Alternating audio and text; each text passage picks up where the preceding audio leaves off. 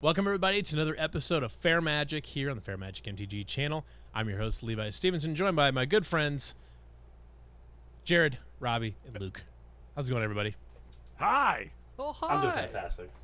Howdy. Doing great. It was a weirdly synchronized. Hello. Wow. Well, hello there. Gotta start off with a good weird energy. Take's unusable. Edit all of that. Take is unusable. So we're here this week to talk about a little bit different. Like, the first episode we talked about some Tarkir Dragonstorm cards, and now that we're weeks beyond that, now that we're weeks beyond Get this man a Cayman Jack. Hashtag not sponsored. Okay. Put the drink down. How many?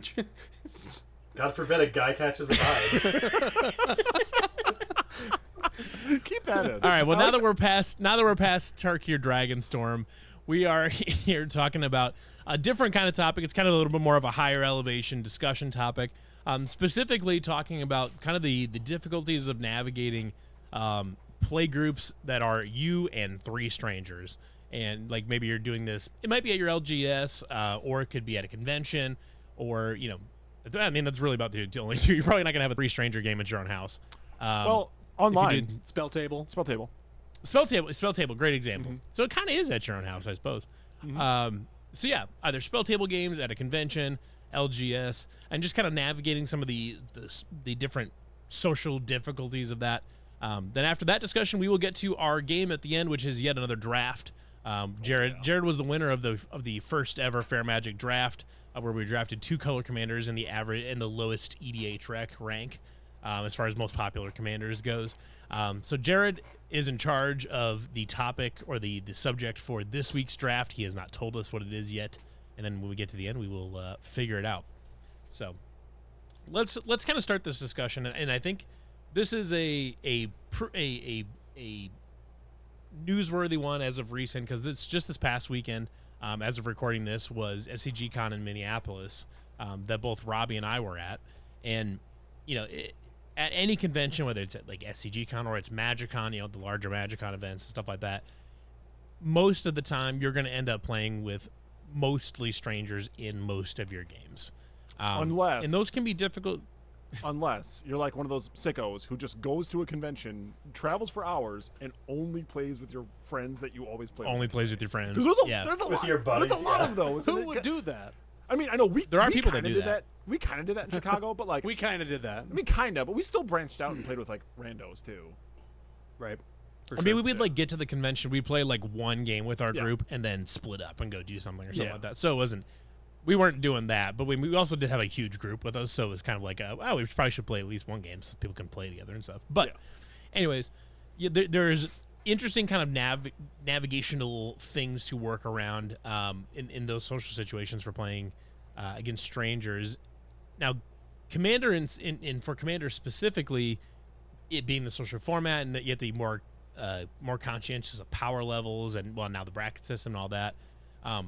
I'm kind of curious how you guys, if you're coming into a game with 3 complete strangers, how you guys kind of approach that situation. Maybe for Commander, and then if you ever have that situation with other formats as well. But Jared, how do you approach one of those situations where it's like, I'm going to be playing with 3 brand new people, never met them, never played any other decks, don't know what they do? Yeah, I mean, like, obviously there's the rule zero conversation, but I've played with a lot of people. Like, this happened to me actually me and Robbie were in this game together in Minneapolis, where somebody would say, like, hey, my deck's not that strong, it's just blah, blah, blah. And then it ends up being, like, a disgusting, like, $3,000 deck. And I've encountered this quite recently because I just moved to a new city, and I'm going to the LGS, and I don't know any of these people. I'm starting to build a friendship now, but for me, my immediate instinct is, like, play something fun, right? Because if I don't know power level, or even if we talk about power level, people lie all the time, or they have, like, horrible understandings of what bracket their deck is in. I'll just bring whatever I know I'm going to have a good time with, whether I win or lose. And then that way I could get a game out, kind of get a feel for the table. Are these unless it's like a kid, you know what I mean? In that case, I'll bring the most degenerate deck if I'm playing against a kid. Not to dunk on somebody's child, but because you can sort of play defense for them, right? Like at Minneapolis actually as well, I played with a kid who had literally just cracked open his first deck. He bought a precon, was excited about it. Everybody else at the table, one guy had Sen triplets, and I'm like, "What are you doing?" This poor kid. What is wrong? Yeah, What the hell? and so I busted out my fairies, learn and today, my punk. job that entire game was like, just leave this poor kid alone. Let him try his deck for the first time. And that's kind of my philosophy on it, is like, either I play something fun, or if I know there's somebody who's like super, super, super new, I'll play whatever deck has the most control in it, and just like try to give them the best time possible. Because then it brings them back, and like, hey, that's another person added to the hobby. Dude, I'm just like, how badly do you need to win if you're busting out Sen triplets Dude, versus a precon? they exist. Like Those that, people I told you guys- that dude was one like loss away from like. Have Giving up. I know. Like, he I needed think to Robbie win. knows this. Yeah, That was a I think mental Robbie health win knows for this that story. guy. It was a mental health win for him. I, honestly, My first ever game of Magic, I had, or not of Magic, of Commander. I bought the Wizard Precon from like 2017 or whatever it was, 2018. And I literally am opening the pack, and some guys come up and they're like, "Hey, do you want to test it out?" I said, "Yeah, great." The dude who invited me to come play with his friends was running Chainville Teferi. Now, I didn't know what that was at the time. Okay? Turn one, and these are precons, right? So back then, everything had Evolving Wilds in it. I'm the second player after this Chainville Teferi guy. Turn one, I go to crack my Evolving Wilds. The dude stifles it. Oh my He stifles the Evolving Wilds. That's during the- yucky. My first ever game of Commander, and I have a That's precon. so Yeah. yucky. Oh my god. So, like, there are people out there like dude, that. I love Yeah, a stifle. I absolutely. love stifle. I think stifle's kind of like underrated / underplayed. I would never. Like, Great I card. would Yeah. never. My God. But for the that's correct so moment- yucky. That's so yucky. Jeez. Walk on Oh home, my boy. God. Like, dude, you invited me. You know what I mean? Yeah. I was gonna say He's quick trying though. to teach you a lesson. I was gonna say quick when we were in Chicago. I learned quick. Yeah, well, you did. But I was gonna say when we were in Chicago, I was almost like, I've never been at that point, but I was almost kind of at a point where I'm like, I don't care. I'm out for blood now because I was 0 games the entire time. And then I'm like, you know what? Fuck it. I'm getting real tired of getting stomped in the dirt. I found some random pod, and it also just so happened to be like the same pod that our buddy Captain had. It was this kid's like first game of Commander ever. It was he literally opening up the plastic shrink wrap on his precon, and Captain just took a giant duker right. So on, you right busted on out Sen triplets. It wasn't Sin triplets. I won with Kian Corrupted Memory, and it also didn't. Oh, I know, yeah. yeah, that's a Luke commander. But it also didn't help. That's a Luke commander. It didn't help that one of the guys, like, I showed him, hey, this is what I'm gonna play, and he goes, okay, I'm playing Group Hug, and I'm like, are you sure about that? Are you sure that you want to make me draw a bunch of extra cards? Group Hug. Are you sure? You would like to help me? And he did, and I'm like, okay. And then I proceeded to just like disrespect those people, just rub their noses in it, and Yeah. Yeah. didn't feel great. And that Yeah. that kid now plays Yu-Gi-Oh. Good job. Yeah. Now he's a flesh and blood player. Just drove straight to Yu-Gi-Oh. Jeez. I'm just gonna So I'm just gonna play Lorcana. Jared made a good point though about approaching these games and saying like, okay, I don't know exactly how these guys play it. I don't know like if they're trying to play honest, but you know, it's picking something that is gonna be fun to play no matter what, you know, if you're gonna win or not. And then and part of it too is I think if you're not sure exactly, you know, if you think that some or all of the group is not necessarily the greatest at evaluating how good their decks are, what bracket they need to be in or whatever, in general, you're best off to kind of undershoot power a little bit and just play a little bit, you know, a little bit below where you think the group is, just in case. Because you don't want to be the person that accidentally played the deck that's just way stronger than what you thought the group was going to be. And that's why I'll undershoot power and go for something I know is consistent. Sure. Like I have Right. decks that are lower power, but consistently do their thing, even if their thing isn't like always gonna win. Like I have a Ovaya mono green deck. Like Ovaya's gonna get big shit out. Yeah. But it's gonna do that consistently. But it's like it's not that good of a deck because it doesn't have a lot of answers. But it's a bracket. I think it's a bracket 3. But if I took out like 1 or 2 cards, it'd be a bracket 2. So it's like it's just undershoot the power level for consistency, just for a better gameplay. I think that's my turn. No, I was gonna say, if you could pick one deck of maybe even 2, if you had a couple of examples like Robbie just gave of like a deck that you have that is like good for just new people on you're like a lower power but like fun, what would it be? Robbie said, whoever the fuck. Yeah, mine would be. I mean, just give mine right. I'll give mine quick. Mine would be Ovaya, and then it would probably be the new Baitor deck that I just built for our episode that never happened. Yeah, R.I.P.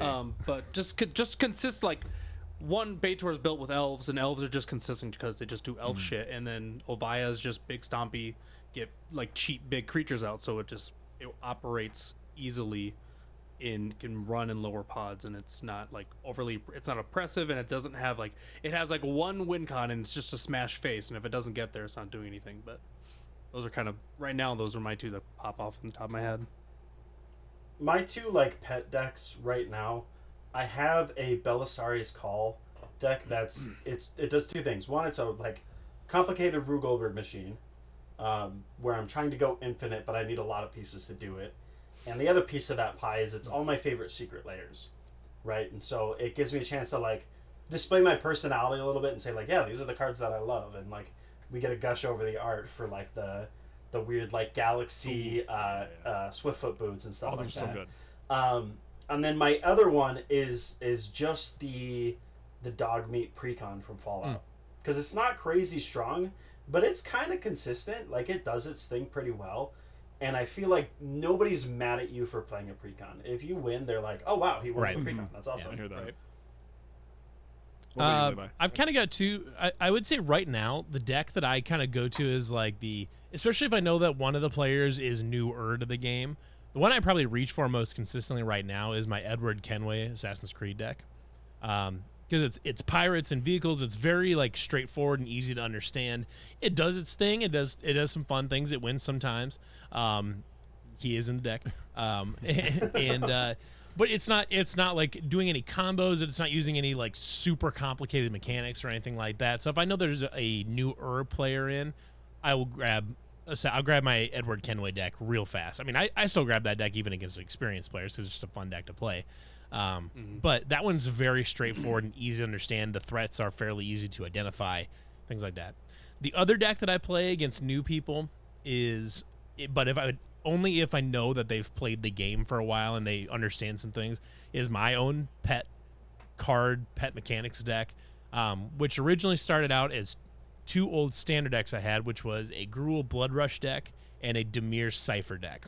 So most people have not played with either Blood Rush or Cypher in their games. So there's a lot of people that don't know what either of those 2 things are. And they're fairly easy to explain to a Magic player that has been playing for a while and understands casting stuff from exile and understands discard abilities and stuff like that.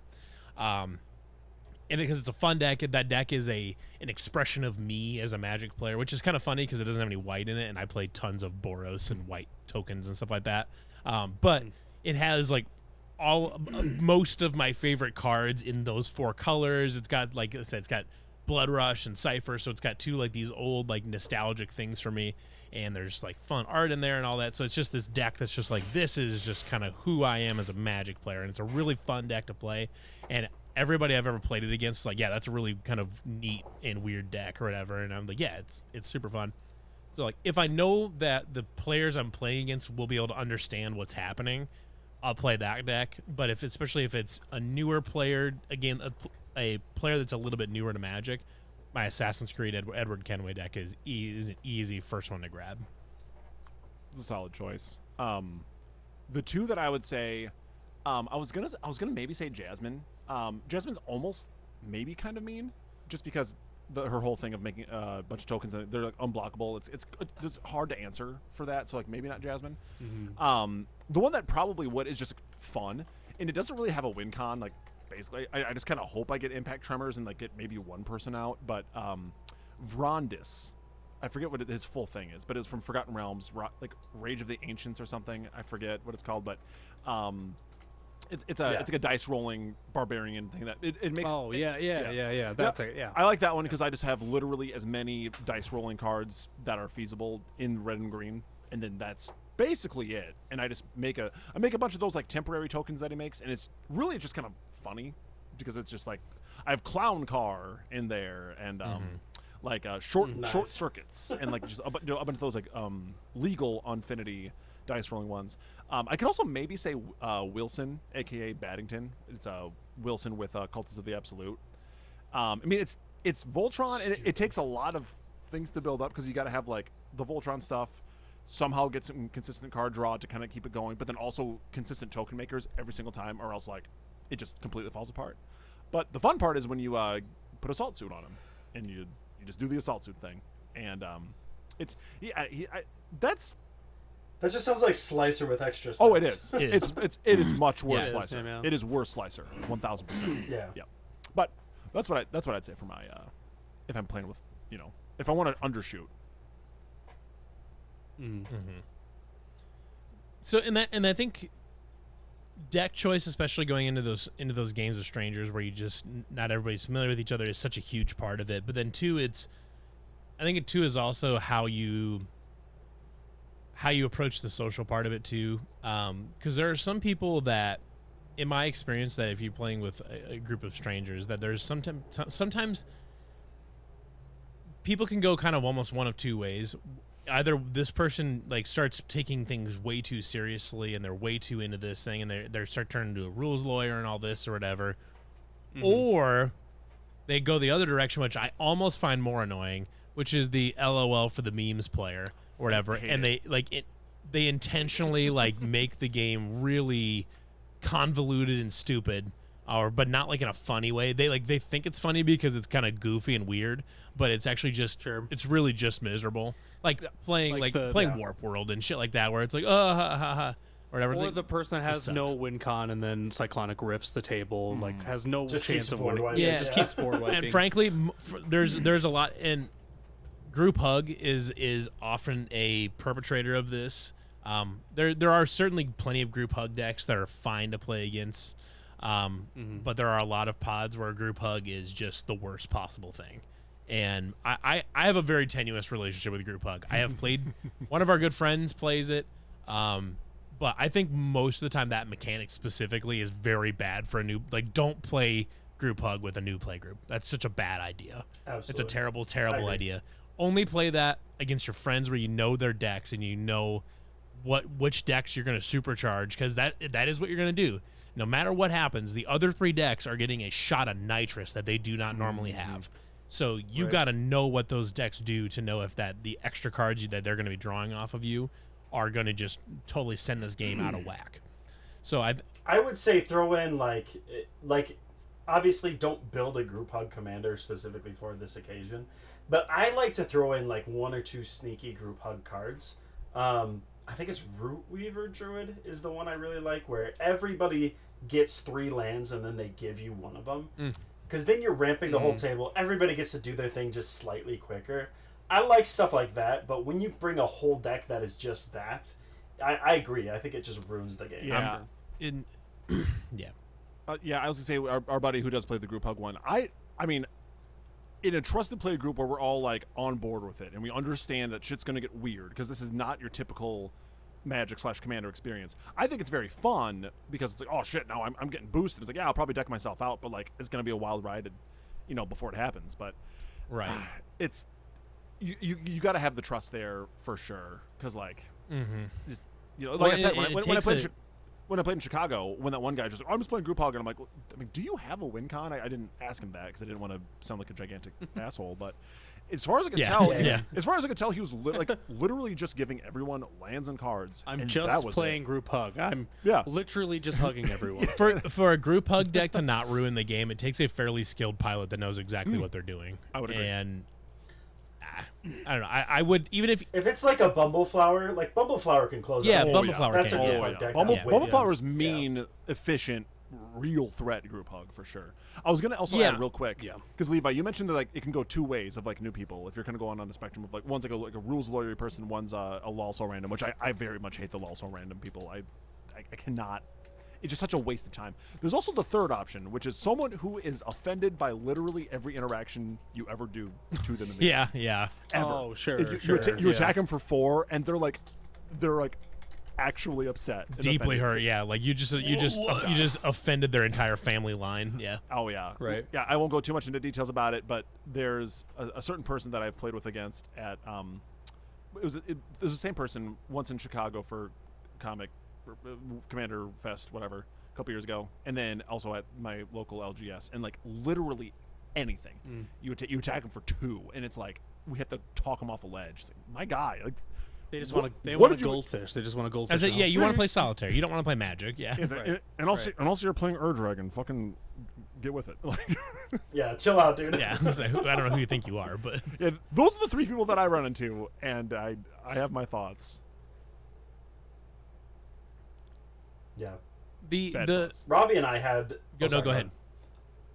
Robbie and I had a game where, and it was the one I was talking about earlier, where we played against this guy in Minneapolis. Mhm. He brought old Chainer, Mono Black Chainer, and he sort of like, maybe I'm being unfair. Robbie, correct me if I'm wrong, but he really short sold that one because Oh, he was yeah. like, it's not that bad, it sucks, blah blah blah. Right. And then like, he really just kind of tried to storm off and like absolutely wreck the table. I mean, it was a really expensive deck. I killed him And, with. um, I killed dude- him with elves. He pouted so hard My first every ever single elf time deck. Robbie attacked him. Yeah. No. Well, I don't remember which card it was. 'Cause that was like that was one of my first commander decks. Was my Azuri mono green elf deck, and I didn't do any of the math. I was like, I'm swinging at you with like there was like 40 something elf tokens. And they all had plus like 16 something like that. And I was like, I'm swinging them all at you. I was a very like. I probably could have won that game if I would have like actually done the math and split it up. But it's like I was just like and I was probably not being a great player then either. But I was like, I'm just swinging all of these at you just in case you have like a way to stop it. So it's like I just killed him and he left all grumpy. I actually have one of his cards still.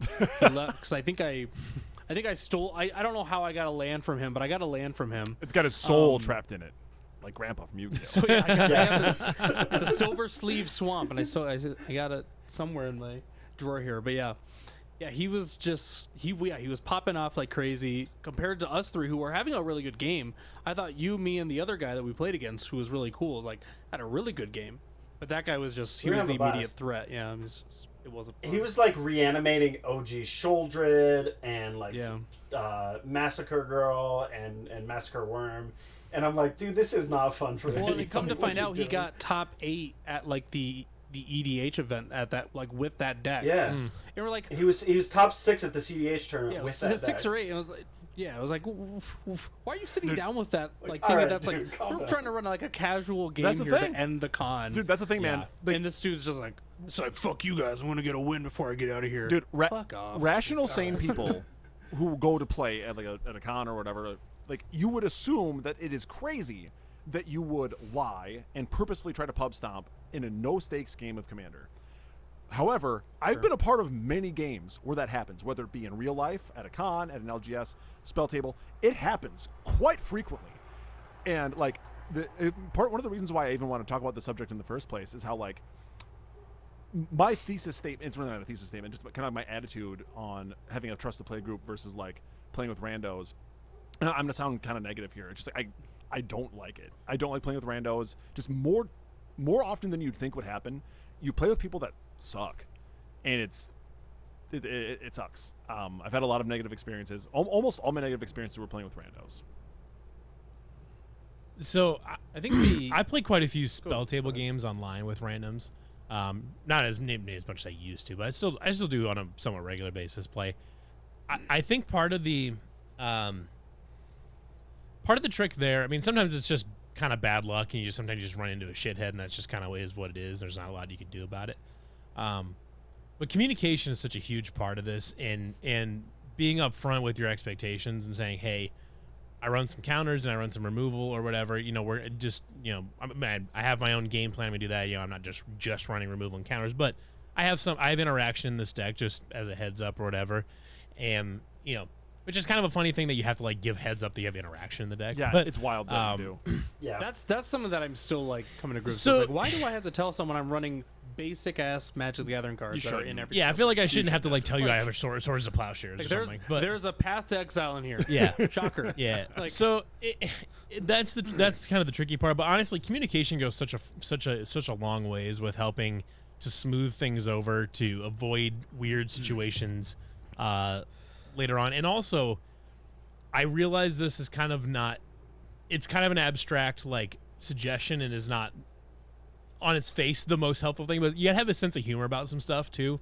Like if you're going along and wherever and you're swinging this big fat like 2020 and you're getting ready to kill somebody and they like top deck of swords or something like that and they blow it up, you're just like, you know what? It is what it is. It's kind of funny. That's sick. Oh yeah, Whatever. no, So for it's sure. like. So it's like those is a certain extent is when you're playing super casual Commander, having a sense of humor and being communicative about expectations at the beginning of the game and communicating throughout the game. You don't have to be like a chatty Cathy the whole game, but like, I mean, conversing with people throughout the game and establishing a consistent dialogue that isn't just untap, upkeep, draw, and announcing your game actions. Maintaining dialogue throughout the table and just kind of talking about the game or whatever it is helps loosen things up and makes everybody else feel more comfortable. Because I think a lot of times the getting upset about interaction, sometimes a lot of that stems from a being overly defensive against people you don't know, because there's kind of a weird thing in the social fabric of Commander where there's kind of an implied trying to think there's an implied threat of violence. Sure. Yeah. Sure. So it's like Yeah. there's an old sociological theory that like the communication between men historically is like we don't mess with each other because there's an implied consequence of physical violence at the other end of it if you're being a dick type of thing or whatever. And Commander has that built into its social fabric where it's like We're hitting each other for yeah, sure. right. Yeah. Where it's built in though, where it's like it's better for me to be overly defensive about people being because someone might be a dickhead in this game, versus assuming that people are acting in good faith and basing your reactions to things off of that and learning to be okay with getting stuff removed and whatever else. So you have to kind of overcome that defensiveness, I think, and for some people that's a lot easier than others because some people it's just kind of built into who they are as a person, and that can be connected to a lot of different things that are not remotely Magic related, and that's kind of your own deal. But if you know that you're a person that gets defensive about some things or overly defensive about some things, you have to kind of compensate for that a little bit and understand that if you're playing Magic in a 4-player group, yes, sometimes people are going to be shitheads. But that also, that applies to the world around you too, where, if you're walking through a grocery store, most of the people you bump into are probably going to be just fine people or whatever. But every fourth person is a total. But once in a while, you're gonna come across an asshole that just leaves their cart jackknifed in the middle of the aisle, stuff like that. So it's like sometimes you're just gonna run into those people, but learning how to just deal with that and just move on from it. I think part of this too. I'm sorry, I'm not trying to go on like a long diatribe, but this is a stream of consciousness for me. So part of this too is being able to take things that are kind of shitty and understand that this is just a game. It is a game. This is literally Right. It is the same amount of stakes as a game of checkers with your parents at home. Like it is the same thing. Yeah. There is don't- literally no that sounds difference in the awful. stakes. Dude, I'd rather take a bunch of shitheads at a comic store But than I play s- checkers with my parents. Fuck that. That sounds terrible. Please don't make me play checkers with my dad. The stakes It's gonna may be real awkward. somehow be lower than like playing Monopoly at your family kitchen table when you were a kid than they are at MagicCon. So it's like I one of those is like I said, it's all connected. Is learning to not be so defensive about certain things, learning to have a sense of humor, establishing consistent communication so people get more comfortable with each other. Because I think people that are inherently a little bit more defensive or they're a little bit more cautious to be nice to people, a lot of that can be relieved by just establishing some level of comfort. And I think a lot of times with Commander, that has to come just through dialogue or whatever, and just like Yeah. like I said, you don't need to be a chatty Cathy and try to just force small talk. You don't need to do that. But laughing about a play that One happened. thing I really Go ahead. Yeah, one thing I really liked that I saw, and I can't remember where I travel a lot for work, so I can't remember where I bumped into this guy, but I ran into a guy who had a Nashi deck. Is it Nashi? What's the one that brings? I can't think of the commander, but it's the rat who brings vehicles back from the graveyard. Greasefang. Yeah. So this dude's real life job was he was a car salesman, and so he showed up with a suit to this LGS, and his whole bit was like he was playing Greasefang as like a car salesman. It was great. Yeah. And so he inspired me. I used to do a Magic Club for my students, and so he inspired me. And so there was a couple nights where I showed up in a suit and tie, and I have a Arkelos as like a politician, and so it's all like it's the hunted cycle. So like I'll give them creatures, and the whole thing I was playing it up like you scratch my back, I'll scratch yours, and like making treaties and deals with people. And so like obviously that doesn't work for everybody, but just like coming up with a dumb character doing something stupid and committing to the bit, that's a good way to immediately ease the tension. Because if I lose with this deck, fine, I'm a politician, right? Like you're supposed to hate me. But yeah, I feel that. I like that. Yeah. I think that I think a lot of what like Levi was talking about is that it comes down to that like rule zero conversation that you'd be surprised at how many people don't like doing rule zero conversations or don't want to have rule zero conversations. People fight it. People fight it. Well, like, like the most interaction I have is just through my social media. But there's like I'll make post about the bracket system. There's people like, oh fuck it, let's just put a deck down and play. It's like, well, that's not exactly how this works. I know. I'll never understand that. You're 100% gonna be like a pub stomper. But the interesting like the most interaction I have for playing Commander is joining like other content creators in streams or whatever, and like you would think that would be like a big thing. Like, okay, we're gonna have people on. Like, we have to have a good game. And half the time, there's no conversation of Rule Zero. I hopped on one a couple weeks ago, and it was like, bracket 4 and lower. I was like, what the hell does that mean? So it's basic. It's all decks that are not CEDH. What the hell is that? It isn't CEDH. So I went on there with budget Baitor before I even upgraded it. So $50 Baitor deck, so which is probably bracket 2. I was like, okay, so this would be a fun deck because I was like we talked before. I was like thinking it's a consistent deck. It'll do its thing. It should be fun. First turn, everyone else plays a dual land, and I'm like, everyone's like, if you're just gonna play bracket 4, because 2 of the people are like on the show, and then there's like me and another guest. Yeah. It's like, if you're just gonna play bracket 4, say bracket 4. Say bracket 4. Bracket 4 and lower is just lazy. But it also it's ridiculous. What it also does is it completely ignores what the bracket system is supposed to do, because I mean, even Gavin Verhey is like, you need to read the intent part of this before you read the card requirements. 1,000%. Yes, like, yes. and that I've had so many arguments online. I mean, about for the most part, the card requirements of the game changers doesn't fucking matter. It doesn't matter. Right. Like you can slap, you can take like some like really mega janky deck and just throw like a copy of Ristic Studies in it, and it'll be like maybe marginally better. But it's still probably gonna suck. Yeah. Or whatever. So like. Yeah. That doesn't just magically make it a deck 3, and also just because you put in only 3 game changers but the rest of it is yucky doesn't mean that that's a bracket 3 or whatever. Like it could be a bracket 4, stuff like that. So like that's the thing that kills me, is that because people got so used to the power level system for so long, which was funny because it was always arbitrary. Had their own idea of what it was. It was always arbitrary, and it was never defined. Whatever, but everyone's like, I mean, the reason is everyone said their deck was a 7 is because everybody's 7 was different, or whatever. Now we have like some sort of like defined, like, this is what a bracket 3 game should look like, and now all of a sudden we want to get hard line on, oh, this card's in here or this card's not, or whatever. I'm like, you couldn't be missing the point any farther, and there's a certain point, like, the concept is not difficult to understand, is that the brackets are for a style of game or a type of game you want to play, not for a power level of game. That is like it's not a difficult concept to understand, and I'm frankly to the point where this thing's been out so long that if you're not understanding or you're not like you're not bracketing your decks based on the intent and of the type of game you want to play with that deck, you're being actively ignorant, or you're just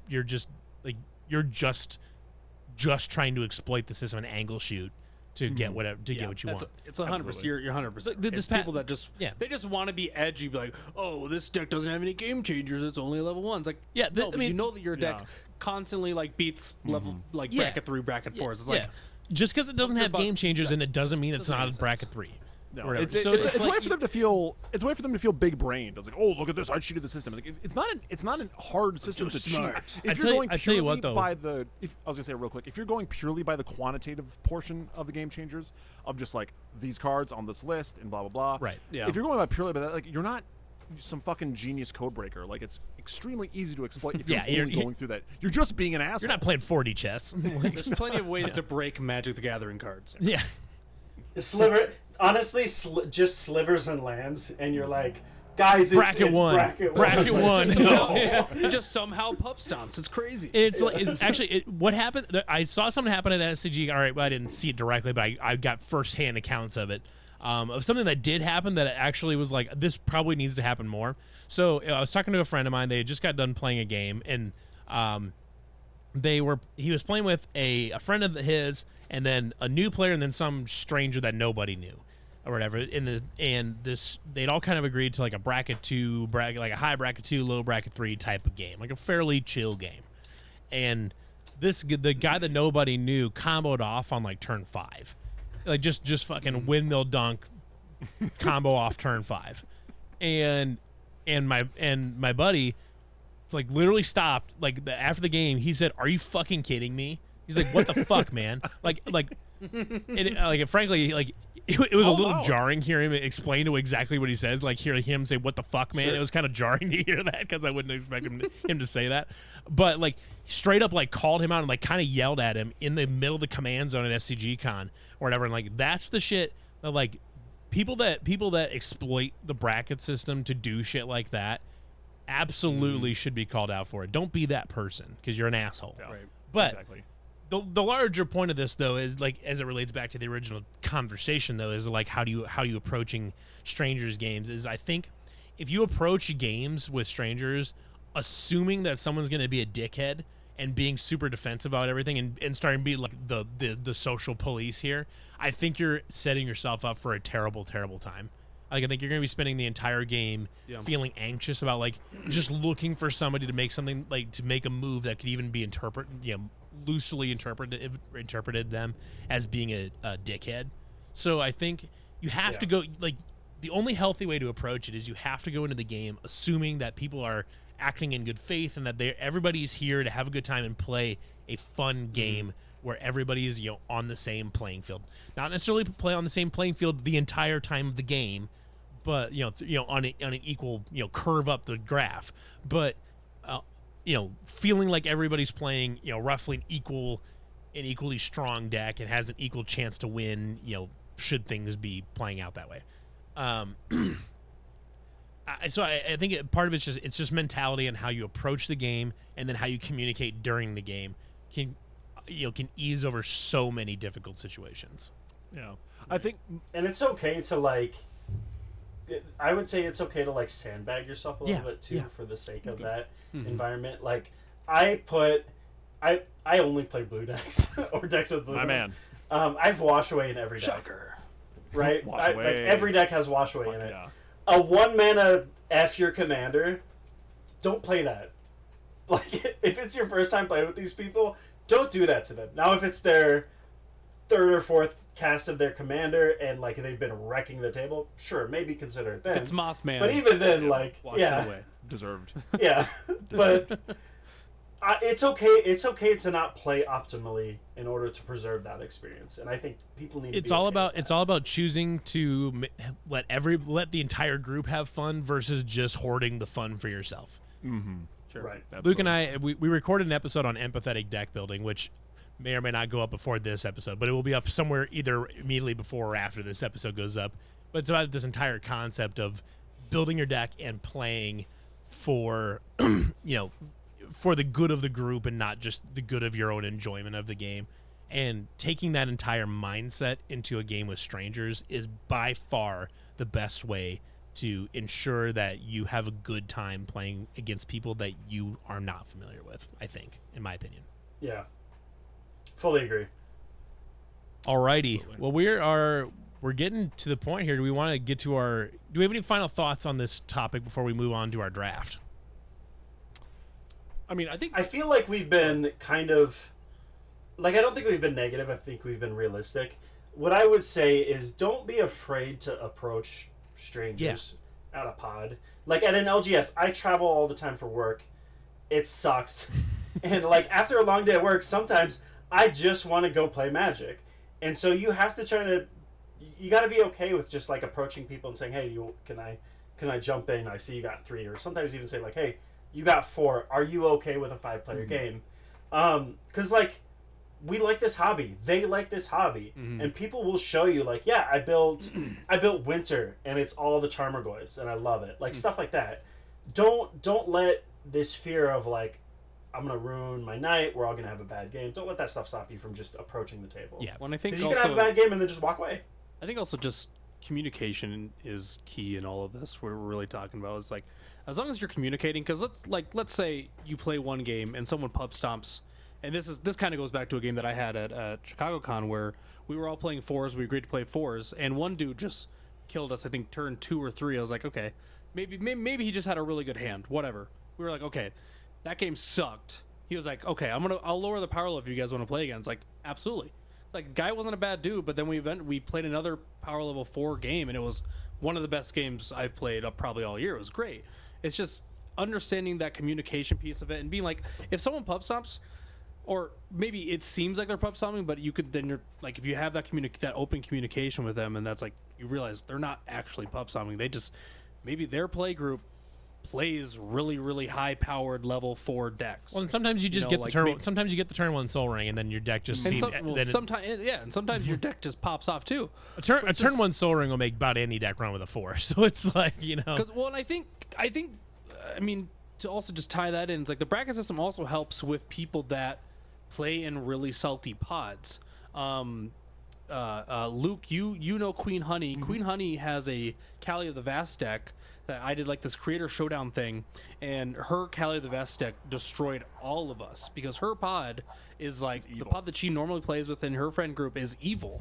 So they run a lot of shit that I never see. It's just we interviewed her on the old shit. we interviewed her it's like, on Casual Commander Revival, rest in peace. Yeah. And that was like she was talking about her pod's meta or whatever, and I was like, that sounds fucking miserable. That sounds Exactly. It's horrible. like people's metas are different, so it's like when they go to these cons, they play strangers. Like in people's people's pods and people's LGSs even can be very different. Yeah. So it's like I think that's why like understanding the bracket system is I think key moving forward, because it's going to be what Magic the Gathering uses to determine power level. Using like the brackets, that is what's going to be the thing now. It's like you have to get used to it. Using the bracket system properly is the best way to make sure that you have fun. Like angle shooting the bracket system is gonna only end up in people getting pissed at you for the most part. Like For sure. That's the thing, is it's a mutually beneficial thing. If you honestly use the bracket system and use it the way it's meant to be used, you will have a better time, and everybody else around you will have a better time. It's a win-win for everybody if you choose to use the bracket system how it's meant to be used. So, 100%. all right. Here's my final thought thoughts? on Luke's my got a final thought. Yeah, so he I was do. being Everyone give a final thought. I've got my finger in the air. It's my minute to speak. Me.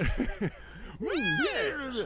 I'll take my speech now. I'm gonna be the one negative guy here because I've been burned so many fucking times going to an LGS. And really, me saying this is for anybody who's watching this. This is a call to action. Just examine yourself. Look at yourself in the mirror and think back to when you're playing games and like the times that you got all pissy, the times that you got all salty, or like the time you were wondering why everyone got mad at you. Just think about it for a little bit, because maybe you are the problem. I can say with an honest heart that like whenever I go to play with someone, like I will open up with a Rule 0 bracket talk, whatever, ask how salty you want to be, try to joke, try to be friendly, like I'm not sitting there like worrying about like whatever. I'm trying to go in there with a positive experience, and like you can do all those things as best as you can. But if you just have someone who just is bad in a social situation, which like if you are that, why are you playing Commander exactly? Like that's if you don't want to deal with the social stuff, like just don't play a social whatever, play 60 That's the cards, thing do is whatever. if you don't like the social dynamics of Commander, there are lots and lots Either- of 60 card formats. at either your that disposal. or just bite the bullet and play CEDH. Like just do something, because like if you're CDH, sitting if you're sitting at some casual, Canadian Highlander. Exactly, like, There's a exactly. lot of options. There's many other options. I understand Commander. I understand Commander's like the big popular thing. Like I get it, but like there's other options for you if you like. You should know if you're not good in those situations, or if you don't enjoy that aspect. But like I'll go on one quick little story. I went to my LGS last year, I believe, on my birthday. Or it was it was like the weekend on my birthday, and I had nothing going on. I had a little bit of time to myself, and I'm like, you know what? I'm gonna go play some Commander, play with some people. And I showed up. There's maybe like 40, 50 people playing in the play area, and I sat down with this group. I knew one of the guys, Rudy, good guy, love him. Nothing wrong with Rudy, best guy in the world. Shout out Rudy. We love Rudy. Shout He's out Rudy. Shout out to Rudy. Shout out to We love Rudy. Rudy, big ups. No, I love him with all my heart. These other shitheads. Bueno stand for Rudy. Big bueno. Rudy Big Bueno. Big Bueno stand. That's what we call them. But Big Bueno. these other fucking shitheads, like we went through, like, me and Rudy, like about the most amiable guys you'll ever meet. But like the level of like lack of social awareness that these homeboys had was beyond me. Like one of the guys tried telling me the majority of the plot of One Piece during the game, and I'm like, dude, we don't have time. We're playing a game.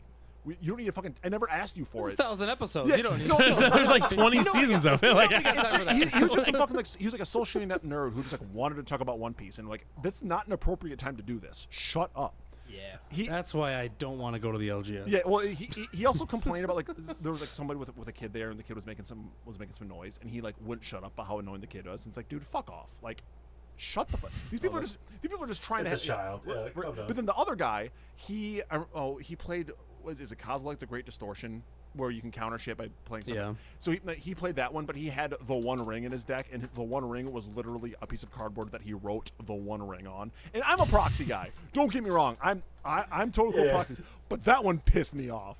Like you son of, just at least go. That can't piss. No. I'm stopping you there. That can't piss you off. Oh, yes, it can. You proxy every Yeah, single deck. no. No. No. That is unacceptable. No. You shut. No. You shut your whore mouth, Robbie. It's different. That guy used his actual artistic ability No. to make a card. You just printed off. You stole someone else's. No. He. If you're gonna proxy, I'm with Robbie. no, fuck, Jared. No, come back to me. Blue brother, come back to me. No, it's different because I'm printing it off like it looks like it's clearly not the card. I'm not pretending that it is the real card, but like it looks like it. You can't just fucking write the One Ring without any. Again, So, he didn't, okay, he didn't, so he, Luke, he didn't put, no. I'm. Oh, okay. He didn't put the didn't text- even write like the effect or anything. Exactly. Yeah. Let me say it. He didn't write the Okay, effect. that's Oh, okay. okay. That's, He didn't write that- the okay, cost. that's different. It's got to say all the it things. was literally just like Yeah. It was just like a square that was the shape of a magic or a rectangle the shape of a magic card, and he wrote the One Ring. Now. Didn't even draw the one. No. Didn't even draw a circle for. Wrote Okay. the One okay. Ring. That's it. Now that I have more of the understanding, Yeah, that I sucks. can Yeah. be more. No mana cost. I can no be more type. with you there. Like no text of the rules. Just the Yeah, One that's Ring. you can't That's do it. that. Yeah, you have to have that. Again, Stuff. yeah. I mean, if someone really wanted to like write it all out, like okay, I can get behind that. I guess. Like I've done that in my Winota deck. Yeah. I have multiple cards that I write out the entire ability, Exactly. and then I like trace like the actual artist Yeah, like art I've as done best that. I can on the I've card. done that before. I don't think that fixes the problem, Robbie. I don't just. It's a lot of fun. I love doing it. But yeah, no, exactly. Like, again, he literally just wrote the name of the card and said like, "I'm good." Like, okay, dude. Like, I'm pretty fucking lenient with proxies, but that sucked. So the card Yeah, just I says get you. the I'm card with you just now. says I win the game. yeah. So to wrap up my Fuck is this? to wrap up my whole diatribe here, like, you can go and do all these things, and like you can only control yourself, and that's just how life is, and that's fine. But like, no matter what, even if you do all these things to like try to prep for like as good of a game as you can, there's still a lot of people out there that just like are dumb and suck. And no amount, it's true. I'm brave enough to say it. Some people suck. Sure. And I'm just saying that we are in a game that has a lot of socially inept people. exactly. And like I love. I think that's safe to say. yeah. Like Oh, yeah. it There, is the just the a, ratio it's a of it's socially awkward realistic. people in Magic is higher than the general population. 1000%. Yeah, 1000%. it's absolutely. up there. It's up And there. like maybe I'm expecting too much of people. I don't know, but it's like, God, I don't know. To me, it's still kind of astonishing. And I understand, like you said, the level of the ratio of socially net people in this hobby is greater than like other things probably. Anything it's still else? anything else. It still does baffle my Except for mind, though. Yu-Gi-Oh! It's I mean, no. it beats Yu-Gi-Oh! Ultimately, what I'm trying to say is, Hard disagree. I've seen way more like lewd waifu playmats from sure, from Magic players than I think anyone that might else. be kind of a thing in the past, but maybe I'm just not exposed to. Okay, ultimately, what I'm trying to say is, Sure. there's more people who like are willfully ignorant or dumb or just like don't put effort into trying to make the experience good, more than you'd expect. And so if you're one of them, or if you think you might be one of them, or if you say that you're not, just take a look at yourself and then just make sure. Maybe you are. And maybe you are. So now Luke's setting I'm Luke's setting himself up for failure now because he's jaded against strangers. So I hate them all. now he's gonna go. Hate Now he's everybody. gonna go into a game. Now he's gonna go into every game of strangers, being like, "This is gonna suck." And you know what? It's gonna suck because Luke made it suck. It might suck. Luke is gonna try. it might Luke's gonna actually try. suck. Luke's gonna try his damnedest to make it fun, and then I'm gonna be pissed when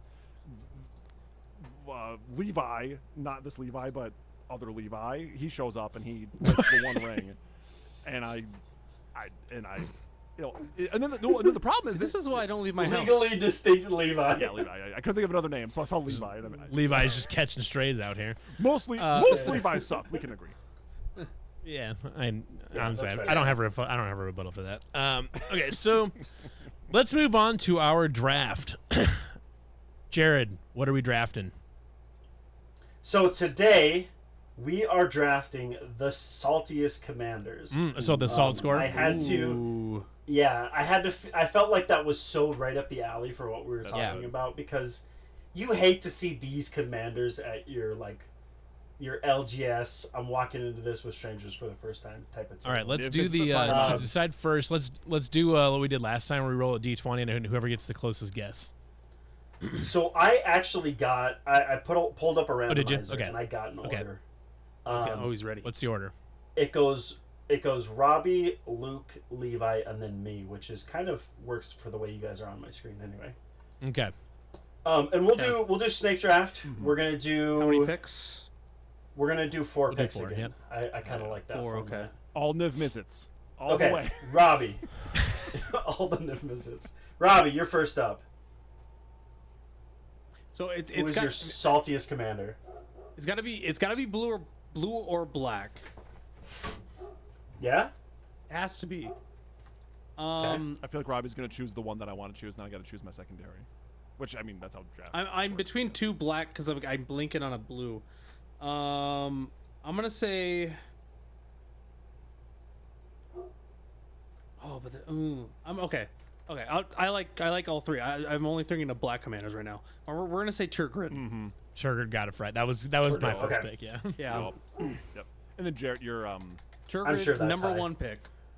Okay, salt score is 2.72. That's Let me high. keep That's track of high. these. What's Yeah, What's that's a really high? high. so what's a high so salt for score? I reference, don't know. so for reference, it only goes up to 3. think It only goes up to three's 3. Yeah. Yeah, Oh, okay. Yeah. Turgrid. I think she's like top. She's got to be 3. way up there. Yeah. Okay. Yeah.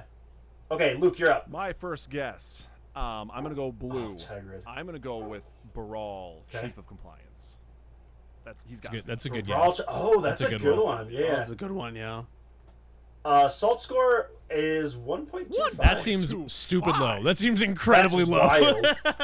I guess Yeah. I'm Okay, Baral. my It's not that bad. yeah, I guess. Yeah. Yeah. People will be so happy. People love it. I'm Go up ahead, next. Toxtril the Corrosive Yes. Yeah, is that my was on my pick. list too. Oh, you stole my pick. golly. Yeah. Yeah. F that slug. Yeah, that was my. Toxtril is high. He's 2.19. Yeah. Gary. Yeah, I figured he'd be up Yeah. there. Yeah. Toxtril. What did I say? 2.19, right? 2.19. Okay. For mine, I'm gonna go with Jin Gataxia's Progress Titan. Ooh, that's a good one. Yeah, that's a good one. So he's the Don't you run that in your deck, don't you? I do. I run it in everything. You run in everything. I'm a bad person. What a with you? douchebag! Oh my god! Don't play with For those of you who don't know, this is the Jin Cataxius Oh my that God. counters like your first spell of certain types each turn. Yeah. He's the worst. Yeah. Progress Tyrant. He is 2.8. Shit. I as high can't as I believe that possibly Brawl was that low. That's wild to me. Yeah, I'm my guests thoroughly flabbered. We talked about it. I'm not a fan. I am a fan. If I'm playing this deck, I'm a fan. Seeing this deck at the table, I'm not a fan. Send triplets for my next Sure. pick. Sure. Um, I've never played against Send triplets is 2.5. Let's go. Okay. I got the Magicon like secret layer one of them, and gorgeous, great art on that one. Absolutely beautiful. Phenomenal. I'm a connoisseur of of Send triplets. All right, Levi, what do you got So for I have me? a question. Am I allowed to take a band? Am I allowed Yes. to take a band commander? Ooh. Oh, I you're mean, gonna- you you're could gonna try say it. the- I don't know you're if gonna they have say the- salt scores for I'm gonna it. say the bird. Am I allowed to take a band commander? Not. Yeah. Why not? Then I'll take Nadu Winged Wisdom. You motherfucker. Nadu. Son of a- I don't think Nadu was banned when this was made. So, oh yep, 3.04. I thought it only went to So 3. maybe it goes to 4. It might honestly it might go to 4. I think it does go more. Christmas. I think it goes to 4 actually. Yeah. I like that Jeez. he broke Dang, the glass Levi. ceiling. All right. It's like, "Boosh." Yeah. Shattered. Bird. All right, Luke, what do you got for me? What are we Okay, cooking? I gotta pick. There's two in my head. I'm gonna go with this one only because it is on the game changer list. I'm gonna go with Grand Arbiter. Grand Arbor Oh, Augustin's a that's good. gotta Grand be Arbor high. Augustin's a good one. Gotta Yeah. be high. Yeah, 2.57. Jeez. That's Brawl. wild. So I get 2 in a row. Yeah. Yeah. You get 2 in a row. I'm gonna go first. Is gonna be Shieldred the Apocalypse. That's probably gonna be high. Yeah, people don't like her. Gotta be high. Shieldred is 2.29. Okay. Yep, sure. Gosh, now you got me thinking Eldrazi. I'm gonna go. Gosh, I guess he's new, but that shouldn't matter. Ulamog the Defiler. Is that I don't the know Modern if Horizons he. 3? I don't think he would be the highest Eldrazi. I have an Eldrazi in my head. He might not be, but He's probably like yeah, I haven't- 1.8 maybe 1.7. He's gotta be up there. I think New Lamog is way worse. Okay, Ulamog the Defiler is 1.91. Yeah, that's about Okay. where I thought Not it was terrible. gonna be. I'll take it. Yeah. Not terrible. Is this our last pick now, right? No, hold on. no. We have 4. We have picks. 4 total. So That you're was you're three- on your third. That was 3 You're for on me. your. I'll end on my last yeah. one. Yeah. You're on your third one right now. Okay. Go So on, my Luke. third one, I'm trying to remember this is the OG Narset. I want to say Enlightened Master. That's the OG one, right? From Oh yeah. whatever Yes. block of the first set. I want to say it's Enlightened Master. Yes. Our set I'm just is thinking like, infinite extra turns. Our set is 2 even. 2 even? Yeah. Damn. 2.0. Levi. All right. I think Robbie was on the right track with the Praetors, but I think both of you were on the right track with the Praetors, but I think you guys got the wrong one. Because the one that people by far hate the most is Vorinclex Voice of Hunger, because that is it's Yeah. tapping down lands. Yeah, you're right. Game changers a bitch. You hate to see Yeah. Vorinclex. I run Oh, how do you Vorinclex. spell- I love that card. I do remember back when it was like Bro, kind of in 2 standard. point- I had one, and it was I bought it and didn't realize how this is way before Commander Days, but the art is so fucking cool. I love it. It's good, so yeah. sweet. Mhm. I don't own it. What is Vorinclex? What is Vorinclex's salt score? 2.8. Oh shit! Yeah. Yeah. Yeah, dog, Spice. he blew it out of the water. Spicy. God, Levi's taking this home with fucking Nadu and Vorinclex. Okay.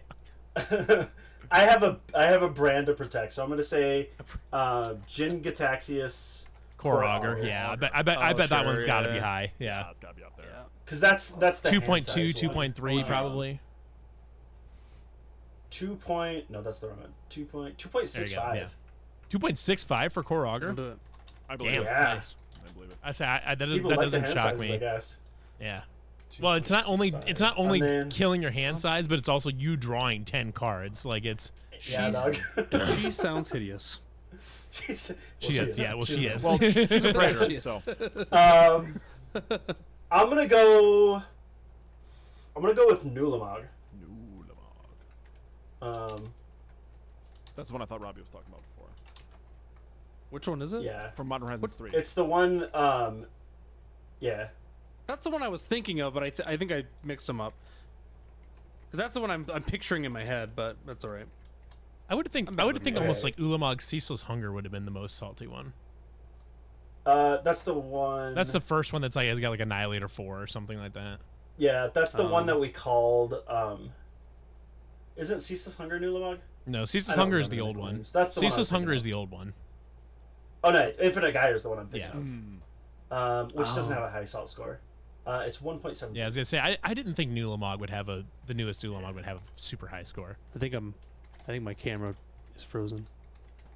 Oh, that's You nice. got a lovely That's face fun. that we can just focus on right there. Robbie's like, Yeah, "Mm." yeah. Gorgeous. Still here. Levi, what do you got for me? Again, I whistle. think you guys are on the right track with the Eldrazi, but I think you got the wrong Eldrazi because the right answer is Emrakul the Promise End. Oh my god, you're right. Yeah. Cool. Ev- She was literally all the like bad guy homies of an fucking entire hate set. Emrakul. Oh, the homies. Yeah. Promised End is 2.24. There you go. That's a good one. Okay. Promised. Dude, I'm gonna say I miss like good storylines like Oh, that. God, me too. It was so cool. Yeah. It was cool. That was such a sick genuinely build do. up. All right. Luke, what do This you is got my for me? last pick now, right? Yeah. This is your last pick. Yes. All right. So Before my camera dies. I had one in my head, but like I just watched the most recent Command Zone where it was Jimmy and Rachel talking about commanders that like they hated back in 2018, but now they're like whether or not I say hurry it up before my camera dies, and Luke goes on this long diatribe. Is Luke gonna take Prosh right now? y'all shut You up can now. take I'm not- Prosh. I'm not gonna do Prosh. I'm tempted to say Derevi. Oh, yeah. Yeah. That feels right. Drevy's 1.48. Fuck. I know. I think I know which one. Nip is the fire mine. If I had another pick here, I think I know exactly what I would take. Wait, I have one more pick. Right, you're right. I'm not saying it yet. Okay. I'm surprised no one said it, but the blue commander that I was thinking of is Urza Lord High That's Sure, the one I yeah. was gonna do. If it wasn't. Oh, I don't know sure, if he's sure, gonna have okay. a super high salt score. He's really powerful, but I don't know if his salt score is gonna be super high. But everyone hates him, so 2.7. Is it? Okay, sure. Yeah. I should 2.07. have gone with that. What is and there goes. what is there's Chulane Teller of Tales? Or Corval? Oh, that's Oh, a good sure. question. That's a good one. Chulane is probably in the 2.3s, 2.4s. Holland. Oh, wait. Tulane. 1.57. That seems really Wow, low. That's That seems way low. criminally Nobody low. likes Yeah. playing against Yeah. Chulane. Yeah, I mean he's not like a All right, my pressing- camera's Dude. just gonna be dead, but so you just get this face for the rest of the yeah. stream. The next one over from him is New Atali, which feels wrong. The to new me. Atali? New Atali? Really? Yeah. Oh no, that Atali sucks. That Atali's Really? it's a CDH commander It now. is a CDH commander. Sure, that's what I'm saying. Though Yeah. I feel like that would have been higher. Oh yeah. So what do we got? Here we What go. do we Okay. got for scores? In last place with a score of 7.3, kind of on brand for him, is good old Luke. Wow. Yup. Kind of on brand. It doesn't surprise me. Kind of on brand. On He's- brand. Last place. He's got a rep to I protect. wasn't even trying to throw it like I did last time. Yeah. Second to last is me at 8.51. Maybe I'm not as salty of a player as I think I am. Or I just need to up my game. I'm not good enough. I'm going to look in the mirror tonight and be like, be worse. better. Or Yeah. worse. All right. In second place, who do we Robbie. think? Levi or Robbie? Robbie I second. think it's close, but I think the Vorinclex might have clinched it. It's not close. All right. At 8.99 is Robbie. And then at a whopping 10.37, Yeah. two higher than the nearest person is Levi. And Vorinclex, man. Vorinclex and Nadu kind of Oh, yeah. that Nadu. took us home. That Nato shouldn't 3.04. count. Recount. You can't even play it as a commander. Yeah. Yeah, you know, There you go. How does it feel, Levi? Heavy as the crown, brother. fucking great, man. Yeah. It's so I'm proud good. of I you. can't honestly at this point. I can't even imagine what it would be, what it would feel like to not have won one of these drafts. It's truly a place that I don't want to be in my Yeah, life. Robbie. I'm glad that I'm Right. not there because it Sucks to be Robbie. feels so bad to have never. I can't imagine. Right. It would just feel terrible to have never won one of these drafts. You really pity those. No, three honestly, of them. it's one such a per- for one bad. person. It's just such a bad place to be in your life. Luke, one yours person. doesn't count. That was a fucking Mickey Mouse draft. You don't know. You don't get that Hey, shit. that's You think this would affect me, but I feel nothing. So there's nothing happening. I'm dead I'm just inside saying. already. My You can see on his face he's unaffected all right of now. my biggest disappointments have already happened. Don't even worry about it. I'm just saying. I've got He is completely emotionless in the picture. He so- is. I've got He one, is. He's- I've got one more fake win more than Robbie. Just saying. Robbie's poker face is absurd right now. Robbie hasn't blinked in 5 Oh, minutes. brilliant. Oh my Hey, god. Levi, you have to build one of these decks now. I could. Like, it's a I could. requirement. You should build a salty deck. You have Turgid. She rolls up to next You to have Nadu. Tur- I'll bring bunch of Nadu. Yeah. Not Nadu with Jeweled Lotus. I actually already have I already have a budget Turgid deck. Yeah. Yeah, I just said that. You have budget Turgid. We made budget decks that we decided we're just gonna make them as nasty as we could, and I made Turgid. Oh yeah. That sounds I'm about making right. budget I central. was like, I don't know. So, all right, congratulations to me and only me for winning that draft, and also to Jared for winning last week's draft. The only two winners Yeah. of this group. Arguably the best. I would argue it's people I would on the yeah I would, podcast, I would say, honestly yeah. it's argue the better half of the podcast at this point, frankly. So It's not surprising. Robbie. Alliance, Robbie. I don't want an alliance with you. Robbie. Every And time I get an frankly, alliance with you, Nobody does these drafts like we do. every time I get an alliance with Luke, I end up goaded killing somebody else. Speaking of losers, Robbie and Luke here, everybody. So everybody, thank you for watching this episode of Fair Magic. Out here. Everybody, thank you for watching this. I'm trying to sign off the damn show, guys. All right. Thank you for everybody for watching this episode of Fair Magic. Hope you enjoyed the draft where I am the champion. And I enjoyed our conversation on approaching games with strangers and the different kind of social dynamics that play with that. So hopefully that helps you. So I'm sure some of that will help you in future games at your LGS, at a con, or online on Spell Table. So for Jared, Robbie, and Luke, I'm Levi. Thanks for listening, and we will talk to you guys again next time here on Fair Magic.